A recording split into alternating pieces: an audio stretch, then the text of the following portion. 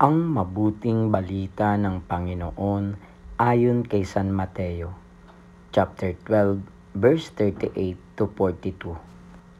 Noong panahong iyon, sinabi ng ilang eskriba at pariseo kay Jesus, "Guro, maaari po bang pagpakitaan ninyo kami ng tanda mula sa langit?" Sumagot si Jesus, "Lahing masama at di tapat sa Diyos.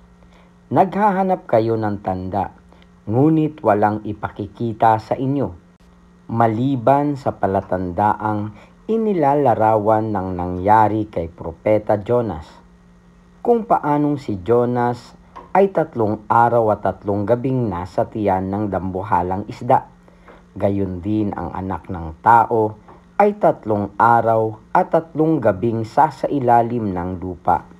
Sa araw ng paghuhukom, titindig ang mga taga-Ninive laban sa lahing ito, at ito'y hahatulan ng kaparusahan, sapagkat nagsisi sila dahil sa pangangaral ni Jonas.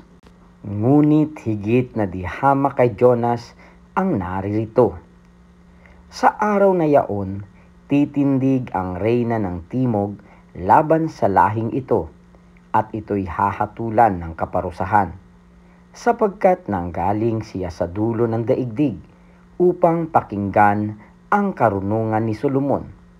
Ngunit higit na di hamak kay Solomon ang naririto. Ang mabuting balita ng Panginoon. Pinupuri ka namin, Panginoong Hesukristo.